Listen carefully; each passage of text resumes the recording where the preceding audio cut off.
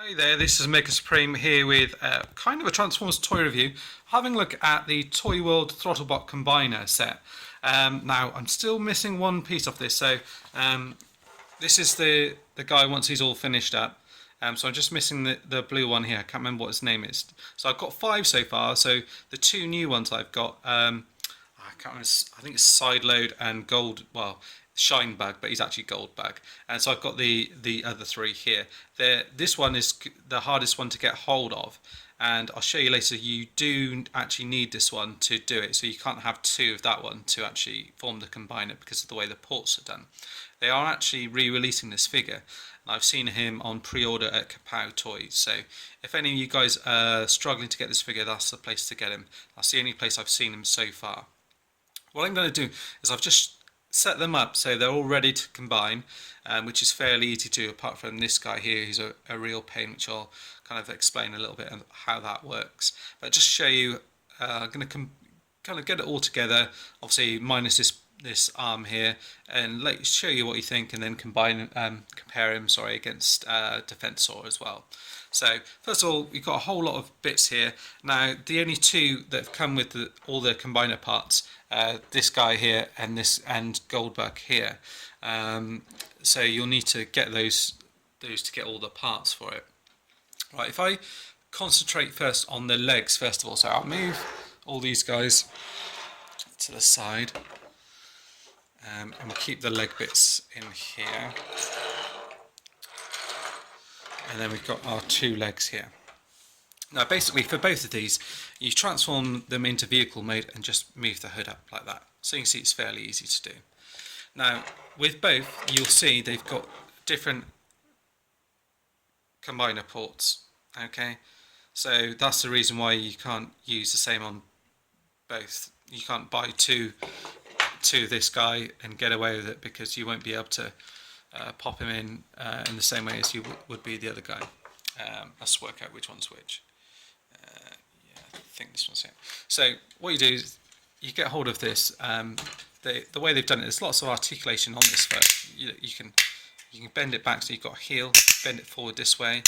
You can bend it forward. You see it's quite, and then you've got this bit here, which is a tilt here as well. So there's quite a lot of articulation in it. And what you do is just check this is the one. No, that's not the one. You can see that with this one, that's the reason why you can't get it in. So I'll use grind rod as an example. Look. So you slot these in here like that. So he's nice and snug in here, and then you can close this in on him, and it keeps him nice and secure in there. And you can see how the foot then can kind of move around in here. And you can have him so he's bending forwards like that. And then there's a second part to it. So again, this is, I think the parts on these again are slightly different. So just double check I've got the right one here. Yes, let's double check, because it's all to do with then the way that this lines up on the actual figure itself. Yes, that's right, I think. Yeah, so what you do then is slot this bit in at the back here, so it goes in like that, and then what you've got here is these bits fold in over and slot into the side there, so slot into the side like this, like that, so they peg in here, and then these bits fold down and then peg into this, so it keeps it really nice and secure. So there we go. So then you've got his foot here. Okay, so you can see that's, and then you do the same on the other side. So you get hold of this guy, pop him in here like that, like so. Close the foot in like that. Pop it down. Get hold of this bit here. Peg this bit in either side. So they plug into the side of their vehicle like that, and then push this bit down, and then you've got 2 feet here. So you've got that bit there. I'll put that to the side for now, and then we'll concentrate on the kind of main torso. So this is the guy that proves most of the problems with it. Not there's problems with the actual figure, it's just that getting him into this mode is really difficult, I find anyway. Just everything, all these little bits here are on little ball joint things which can like pop off. So all these side plates here. So it's a lot of parts forming on this figure. And you can see I've put a nice Autobot symbol on the front here as well. But once you get him into that mode, you know, it's fine. It's fairly solid. And the way it works here is, although this bit's kind of pegged into the side here, it does kind of move around a bit, but you want to kind of move it up so you've got this bit showing at the front here. And what will happen is the head will slot on and then it will fold around. So what you do is you get this piece here, so this will kind of all fit onto the back. You can see how I've opened it up here as well. So you get this, bring this round to the back here, and it's going to peg on to these points here. These and these I think it is. So bring it around here. No, yeah, it's like this. So it'll just peg into these bits at the back here. So this is where it gets awkward, because you have to move this bit in here, which can then sometimes pop out. Like that, either side here. And you can see how this kind of wobbles around, but you can see where it's supposed to fit in around this area here, yeah? So then what you do is get it all in position, and then bring these over and close these in. And that will come over this bit and it'll actually hold it in on the side here. So, like that, like that. So it's held into place there.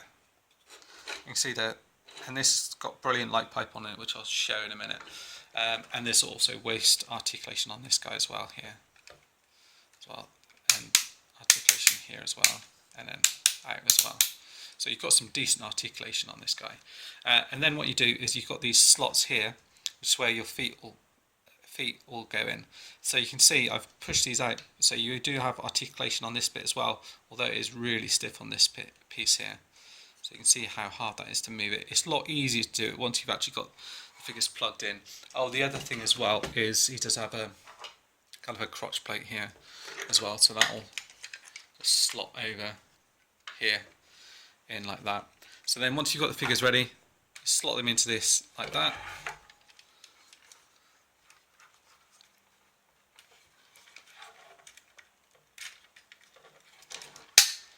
Like that.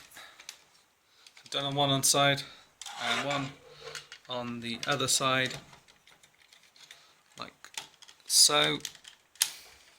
And this bit can get in the way sometimes.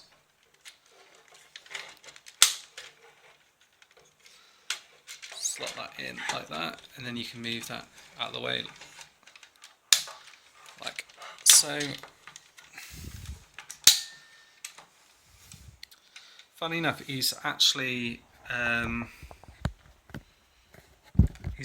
harder to pose in easy, what you would say would be kind of easy poses, rather than the more difficult ones. Let me just make some adjustments here so you can kind of see him better. So there you've got him kind of stood up here, so you can see this head moves around like this, up and down, and you've got great light piping all the way through it and through the side bits here. And legs all the way forward, out, back. You can even swivel at the knee. You know, you can take these bits out, and you can put them on tippy toes if you want to. So that's the main bit done, and then out. Then we've got this bit where you have to put Goldberg on the back here. So you can see they've got various bits on here. Goldberg, basically you kind of get him into his vehicle mode and kind of split out his legs, and you can see you've got various points in here where that's going to go in. So that's going to go in there and there, and then these bits are going to come onto each side here. So this can be a little bit tricky trying to get this on and line it all up.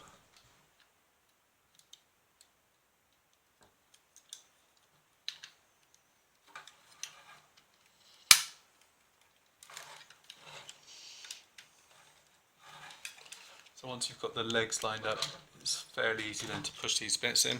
So then he's got this backpack on the back here like that. So that's how that goes. You can see that that matches also with the head colour on here as well. Okay, so there we go. Got it like that.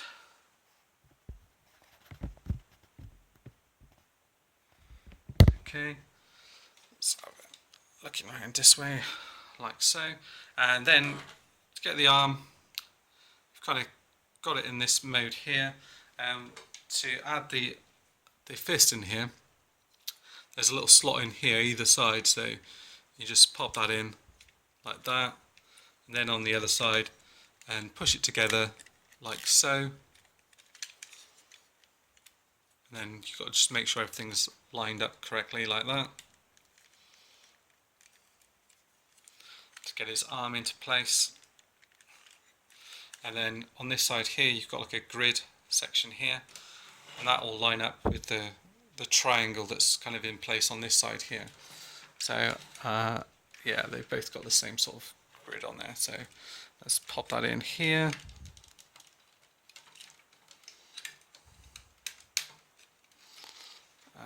Let's move this out because I don't think I've pegged this bit in properly. So there you go, got the arm in now as well, and with the articulation on his arm, you can see you've got quite a range there, and that does stay in place pretty well. You move this arm all the way around, and then he's got rotation here as well, and the hand can rotate round, and the fist here. You've got articulation on the thumb here, and then on the individual fingers you can see it just popped out there a little bit. So you do have to be careful how you have the arm kind of pegged in to make sure you've got it pegged in properly like that. And all the time while I'm messing around with it, kind of pulling it around, it stands up pretty well. And then you've got this huge gun that he comes with.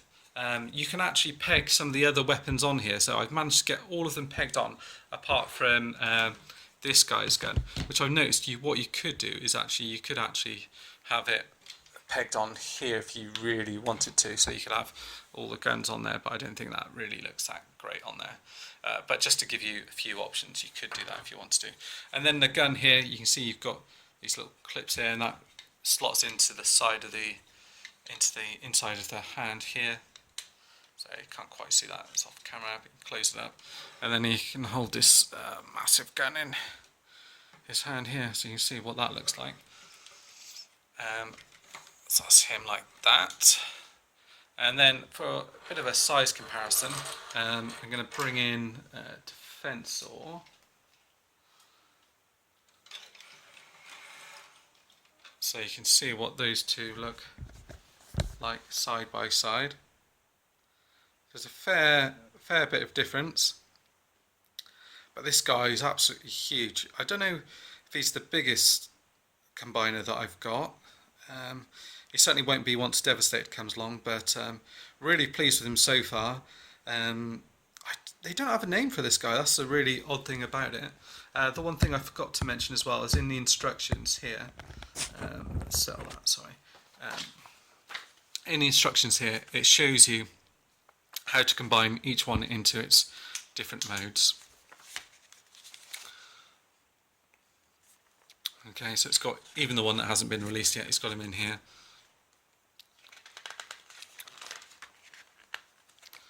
And then how to combine them all on here. So it's got a very definite way that you want to do it. So it doesn't look like you can swap them around as much as you can do with the others. There you go, that's what they all look like together. But yeah, really pleased with this guy. Looking forward to getting the next guy. May even do individual reviews of them if people are keen on that. Let me know what you think if you're going to be picking this guy up. I think each one's round about 60 quid each, with this guy maybe being about 70 or 80. So he's a bit expensive, but yeah, he's very unique, I would say. Very cool. Let me know what you think anyway. Sorry I babbled on. Cheers, see you soon, bye.